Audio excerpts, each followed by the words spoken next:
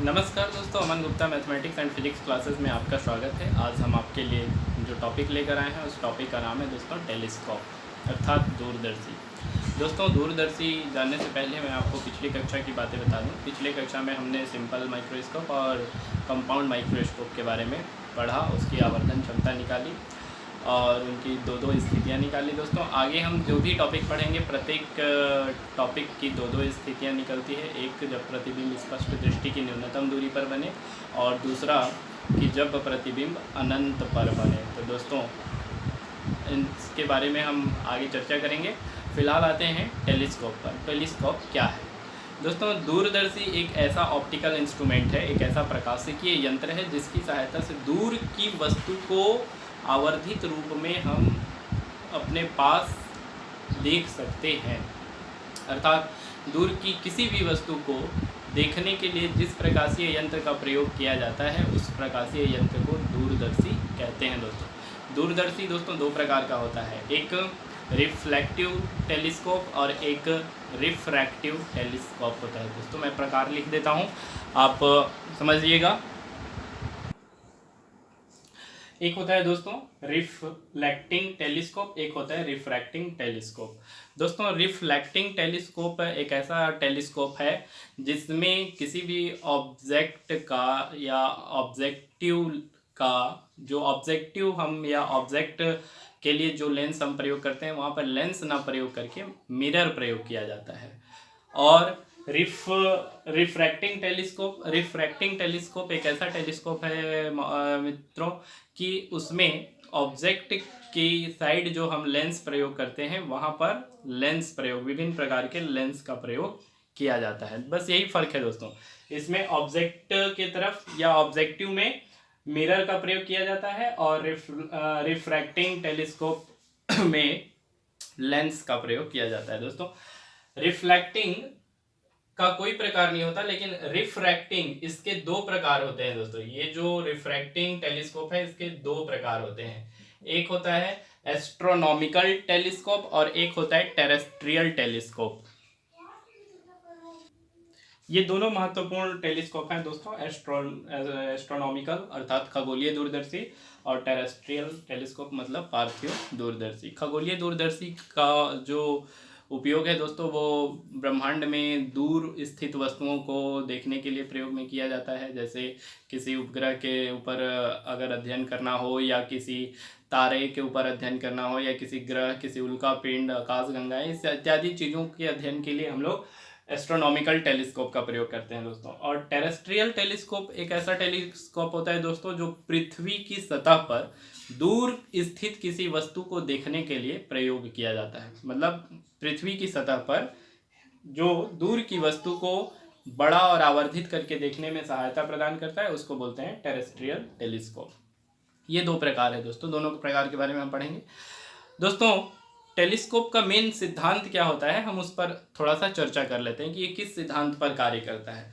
दोस्तों, हम जानते हैं दर्शन कोण की परिभाषा में हमने आपको बताया था कि दर्शन कोण का मान अगर छोटा होता है तो वस्तु का प्रतिबिंब छोटा दिखाई देता है, और दर्शन कोण का मान अगर बड़ा होता है तो वस्तु का प्रतिबिंब बड़ा दिखाई देता है। तो अगर कोई भी वस्तु अनंत पर स्थित है तो अनंत पर स्थित वस्तु के द्वारा नेत्र पर जो दर्शन कोण बनता है उसका मान छोटा होगा तो वस्तु छोटा दिखाई देगा। परंतु टेलीस्कोप की सहायता से हम उसको बड़ा देख सकते हैं। दोस्तों, बड़ा देखने के लिए क्या करते हैं कि नेत्रिका के पास अर्थात आइज के पास एक लेंस को इस प्रकार से प्रयोग किया जाता है कि उस लेंस पर अनंत पर स्थित वस्तु का प्रतिबिंब बने और लेंस के द्वारा उसका आवर्धित प्रतिबिंब अर्थात मैग्नीफाइड इमेज जो है वो प्राप्त हो। तो दूसरे लेंस के द्वारा या नेत्रिका लेंस के द्वारा जब इसका बड़ा प्रतिबिंब बनेगा तो बड़ा प्रतिबिंब के द्वारा दर्शन कोण का मान भी क्या बनेगा दोस्तों? बड़ा बनेगा। तो हम को जो इमेज दिखेगा या जो प्रतिबिंब दिखेगा वो बड़ा दिखेगा। दोस्तों, हर प्रकार के टेलीस्कोप में यही प्रयोग किया जाता है, मतलब ऐसे ही ये प्रयोग किया जाता है। अब आते हैं दोस्तों कि इसमें बनावट कैसे होती है, बनावट किस प्रकार की होती है। तो कोई भी टेलीस्कोप हो दोस्तों उसमें दो समाक्ष बेलनाकार नली होती है। एक समाक्ष बेलनाकार नली जिसका व्यास या डियामीटर ज़्यादा होगा और एक नली सिलेंड्रिकल जो ट्यूब होगा उसका डियामीटर कम होगा दोस्तों। कम डियामीटर वाला जो सिलेंड्रिकल ट्यूब होगा उसको अधिक डियामीटर वाले ट्यूब में इस प्रकार से रैक पिनियन मेथड से व्यवस्थित करते हैं कि वो आराम से अंदर बाहर या आगे पीछे घसकाया बढ़ाया जा सके दोस्तों जो बड़ा लेंस होता है उसको ऑब्जेक्ट की तरफ रखते हैं और छोटा लेंस को आइज की तरफ रखते हैं। आइज जिसके द्वारा हम मतलब अनंत पर किसी वस्तु का बड़ा इमेज प्राप्त करते हैं। ऑब्जेक्ट की तरफ स्थित लेंस को दोस्तों ऑब्जेक्टिव लेंस कहेंगे और उसके केंद्र को, प्रकाश केंद्र को भी या लेंस के केंद्र को हम लोग कैपिटल ओ से प्रेजेंट करेंगे। और आइज मतलब नेत्र के पास जो लेंस होगा ऑब्जर्वर के नेत्र के पास, उसको हम लोग आइज लेंस कहेंगे, आइज पीस कहेंगे और उसके प्रकाश केंद्र को कैपिटल ई से प्रेजेंट करेंगे। ठीक है दोस्तों, आते हैं दूरदर्शी की आवर्धन क्षमता में। आवर्धन क्षमता क्या होती है दोस्तों? दूरदर्शी की जो आवर्धन क्षमता होती है वो प्रतिबिंब द्वारा प्राप्त दर्शन कोण और स्पष्ट दृष्टि की न्यूनतम दूरी पर स्थित वस्तु द्वारा प्राप्त दर्शन कोण के अनुपात को दूरदर्शी की आवर्धन क्षमता कहते हैं। इसमें आवर्धन क्षमता के लिए कोई अलग से सूत्र नहीं है दोस्तों, सूत्र वही है m beta upon alpha. Beta means प्रतिबिंब द्वारा प्राप्त दर्शन कोण और अल्फा मीन्स स्पष्ट दृष्टि की न्यूनतम दूरी पर स्थित वस्तु द्वारा प्राप्त दर्शन कोण या बना दर्शन कोण। दोस्तों इसमें भी अल्फा और बीटा जो दर्शन कोण बन रहे हैं इन कोणों का मान बहुत कम होता है, इसलिए हम अल्फा बराबर tan अल्फा और बीटा बराबर tan बीटा मानते हैं।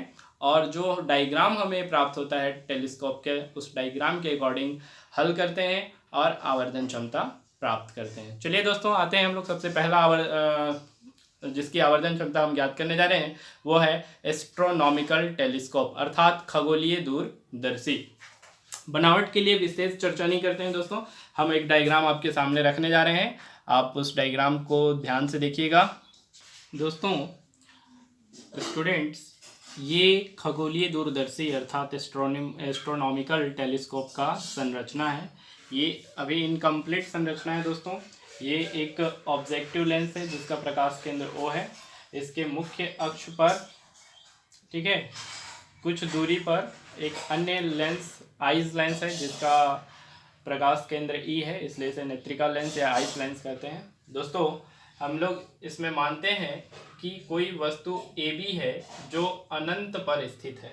तो अनंत पर स्थित वस्तु का या वस्तु से होकर दो प्रकाश किरण आती है। एक प्रकाश किरण मुख्य अक्ष के समांतर जाती है, ये मुख्य अक्ष के समांतर है दोस्तों, और दूसरी प्रकाश किरण प्रकाश केंद्र से होकर जाती है। हमने इसका डायग्राम प्रतिबिंब रचना के नियम में बताया था दोस्तों कि अनंत पर स्थित वस्तु पर प्रकाश दो प्रकार से आ सकती है, तो ये दूसरे प्रकार का प्रकाश है दोस्तों। टेलीस्कोप जो है, अगर हमें खगोल में देखना है तो टेलीस्कोप हमेशा ऐसे तिरछा ऊपर की ओर देखी जाएगी दोस्तों, ना कि ऐसे रखकर, इसलिए यहाँ पर प्रकाश किरण इस तरह से दिखाया गया है। ये अपवर्तन के बाद अनंत पर स्थित वस्तु का प्रतिबिंब दोस्तों फोकस पर बनता है। तो फोकस यहाँ पर ना होकर, ध्यान रखेंगे दोस्तों, फोकस यहाँ पर ना होकर ये जो प्रतिबिंब A' B' हमको प्राप्त हो रहा है ये एक्चुअली फोकस FO होगा, ऑब्जेक्टिव लेंस का फोकस। वस्तु का प्रतिबिंब A' B' उल्टा, वास्तविक और वस्तु से छोटा प्राप्त होगा दोस्तों। अब इस प्रतिबिंब के पास दूसरा लेंस अर्थात नेत्रिका लेंस, इस प्रकार से इसको समंजित करते हैं कि प्रतिबिंब A' B' नेत्रिका लेंस के प्रकाश केंद्र और फोकस दूरी के बीच बने। तो प्रकाश केंद्र और फोकस दूरी के बीच में बनेगा तो वस्तु से होकर, तो फिर ये A' B' इस लेंस के लिए वस्तु का कार्य करेगा, इसलिए वस्तु से होकर दो प्रकाश किरण जाएगी। एक प्रकाश किरण मुख्य अक्ष के समांतर जाएगी जो अपवर्तन के फलस्वरूप फोकस से होकर गुजरेगी, और दूसरी प्रकाश किरण प्रकाश केंद्र से होकर जाएगी जो बिना विचलित हुए सीधे निकल जाएगी दोस्तों। आइए हम उसको खींच लेते हैं लाइन को। प्रकाश किरण कुछ इस प्रकार से जाएगी दोस्तों। इन दोनों अपवर्तित प्रकाश किरणों को पीछे तक बढ़ाने पर ये दोनों जिस बिंदु पर प्रतिच्छेद करेगी वहाँ पे वस्तु A' B' का प्रतिबिंब बनता है। यह प्रतिबिंब वस्तु के सापेक्ष सीधा होता है, आभासी होता है और मुख्य अक्ष के नीचे होता है, और वस्तु के तुलना में बहुत बड़ा होता है, इसलिए यह अंतिम प्रतिबिंब सीधा प्राप्त होता है, जिसके द्वारा यहाँ नेत्रिका लेंस पर जो दर्शन कोण बनेगा उस दर्शन कोण का मान बीटा होगा दोस्तों, और दर्शन कोण का मान बड़ा होगा किसकी तुलना में, वस्तु द्वारा निर्मित दर्शन कोण अल्फा की तुलना में। ये अल्फा होगा दोस्तों, तो इधर का कोण भी क्या हो जाएगा, अल्फा हो जाएगा। तो इसकी तुलना में इस कोण का मान बड़ा होगा, इसलिए अनंत पर स्थित वस्तु का जो प्रतिबिंब हमें दिखाई देता है नेत्रिका लेंस के द्वारा, या ऑब्जर्वर जो देखता है उसे बड़ा प्रतिबिंब दिखाई देता है या बड़ा वस्तु दिखाई देता है दोस्तों। प्रतिबिंब बना लेते हैं हम लोग। तो इस प्रकार से डायग्राम कंप्लीट हो गया दोस्तों, प्रतिबिंब PQ बनकर तैयार हो गया। ये अंतिम प्रतिबिंब जो है दोस्तों वो स्पष्ट दृष्टि की न्यूनतम दूरी पर बनती है, अर्थात VE बराबर D, लेंस से स्पष्ट दृष्टि की न्यूनतम दूरी पर बनती है। ये दोनों मान निगेटिव होगा क्योंकि ये लेंस के बाएं साइड बन रहा है। वस्तु जो है वो नेत्रिका लेंस के बाएं साइड है, इसलिए इसका भी मान निगेटिव होता है। वस्तु की दूरी A' B' की दूरी मान ले रहे हैं नेत्रिका लेंस के लिए UE है, और नेत्रिका लेंस के लिए फोकस दूरी देखिएगा दोस्तों, F फोकस इधर बन रहा है इसलिए इसकी दूरी FE हो जाएगी। ठीक है, अब ऑब्जेक्टिव लेंस से दोस्तों फोकस दूरी FO होगी, जहां पर प्रतिबिंब बन रहा है A' B' ऑब्जेक्टिव लेंस के द्वारा। तो यह फोकस दूरी प्रतिबिंब की दूरी VO के बराबर होगी, और वस्तु की दूरी यहाँ पर दोस्तों अनंत हो जाएगी, है ना, इसको ध्यान रखिएगा दोस्तों। अब हम लोग याद करेंगे दोस्तों आवर्धन क्षमता। बनावट जो लिखेंगे दोस्तों आप, बनावट जैसा कि आपको चित्र में दिख रहा है और जैसे कि मैंने पूरा चित्र की व्याख्या की है, वही आप बनावट में और वही आप सिद्धांत में लिखेंगे जो मैंने आपको बताया है दोस्तों। अब आते हैं आवर्धन क्षमता में। हम पहले सूत्र लिख लेंगे स्टूडेंट्स कि आवर्धन क्षमता इक्वल टू प्रतिबिंब द्वारा निर्मित दर्शन कोण बीटा, पूरी के बट्टे में लिख लेंगे स्पष्ट दृष्टि की न्यूनतम दूरी पर वस्तु द्वारा निर्मित दर्शन कोण अल्फा। इस आवर्धन क्षमता को स्मॉल m से रिप्रेजेंट करते हैं, तो ये स्मॉल m इक्वल टू हो जाएगा बीटा अपॉन अल्फा। इसको दे देंगे इक्वेशन नंबर फर्स्ट। चूंकि हम जानते हैं कि अल्फा और बीटा का मान बहुत कम होता है, इसलिए अल्फा बराबर tan अल्फा और बीटा बराबर tan बीटा रखने पर तो हो जाएगा दोस्तों m equal to tan beta upon tan alpha. इसको दे देंगे इक्वेशन नंबर सेकेंड। अब अकॉर्डिंग टू फिगर चलेंगे दोस्तों और चित्रानुसार tan अल्फा और tan बीटा का मान निकालेंगे दोस्तों। जब tan अल्फा का मान रखेंगे तो ये ट्रायंगल लेंगे A' B' O, इधर कोई ट्रायंगल नहीं बन रहा है, इस तरफ लेंगे A' B' O, तो A' B' परपेंडिकुलर हो जाएगा दोस्तों और B' O बेस हो जाएगा। tan थीटा इक्वल टू होता है लंब बटा आधार, और जब tan बीटा का वैल्यू रखेंगे तो उसके लिए ट्रायंगल लेंगे A' B' E, जिसमें A' B' परपेंडिकुलर हो जाएगा और E B' बेस हो जाएगा दोस्तों, आधार हो जाएगा। तो मान रख लेते हैं समीकरण नंबर 2 में।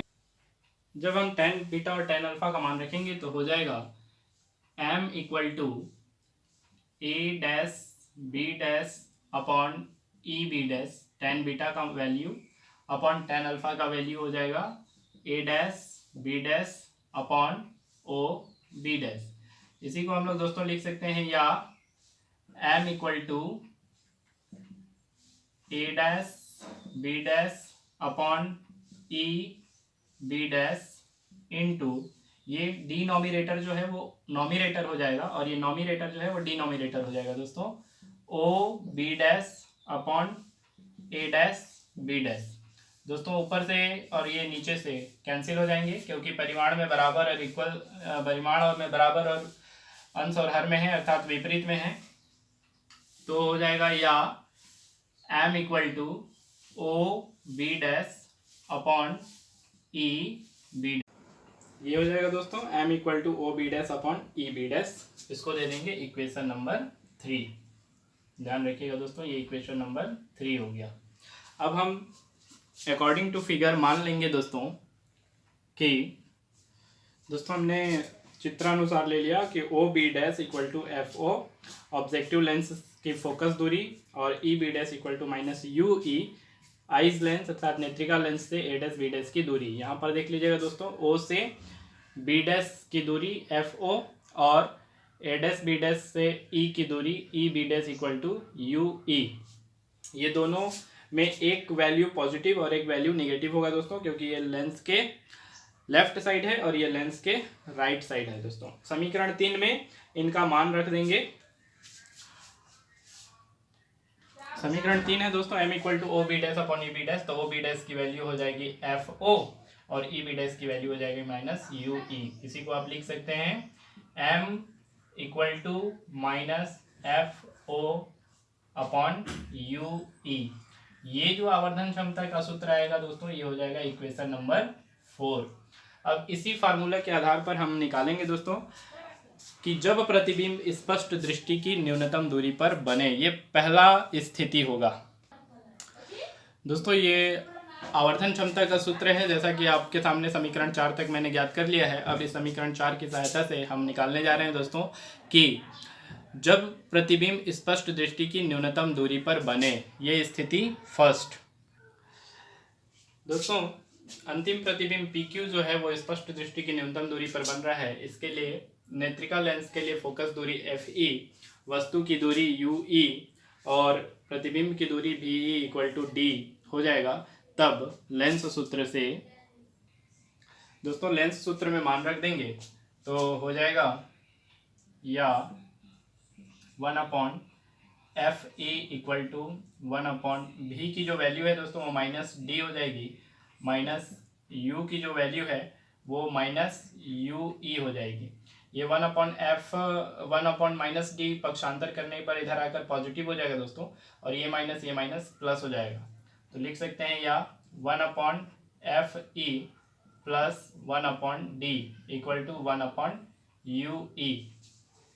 इस 1 upon UE equal to 1 upon FE plus 1 upon D की वैल्यू को इक्वेशन 4 में रखेंगे दोस्तों। यहाँ पर FO अपॉन UE है, तो हो जाएगा समीकरण 4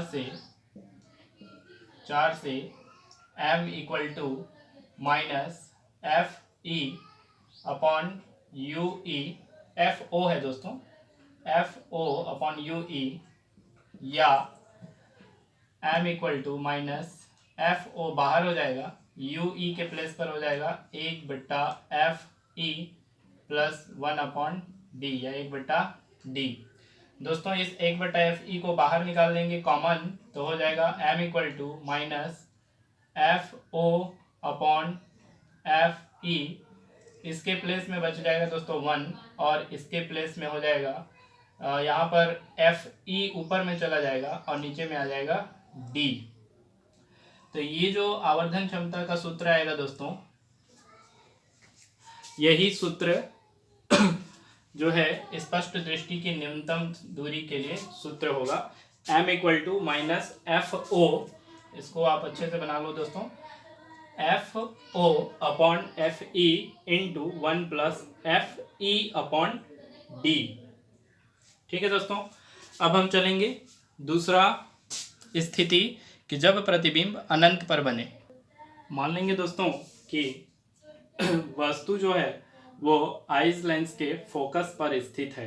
तब जो दोस्तों मैं डायग्राम बता दे रहा हूँ, फोकस पर स्थित होगा तब डायरेक्ट पहले सूत्र हल कर लेता हूँ, फिर डायग्राम बता दूंगा दोस्तों। तो समीकरण 4 जो है दोस्तों वो है m equal to minus FO upon UE। ये जो UE है उसके प्लेस पर FE रखेंगे तो हो जाएगा दोस्तों, ये पॉजिटिव वैल्यू होगा क्योंकि ये दोस्तों केवल रिप्लेस कर देंगे दोस्तों, m equal to minus FO upon FE। ठीक है, तो ये वैल्यू जो प्राप्त होगा ये वैल्यू होगा इक्वेशन नंबर 6, और ये अनंत पर स्थित वस्तु के आवर्धन क्षमता के लिए सूत्र हो जाएगा दोस्तों डायग्राम को समझिएगा कि अगर वस्तु अनंत पर हो तो प्रतिबिंब कहाँ बनेगा। ये डायग्राम देखिएगा दोस्तों, वस्तु को हमने प्रकाश केंद्र और फोकस के बजाय ये FE अर्थात नेत्रिका लेंस के भी फोकस पर ले आए, तब वस्तु का प्रतिबिंब हमको अनंत पर प्राप्त होगा दोस्तों, पीछे बढ़ाने पर भी एक दूसरे को काटेगा नहीं।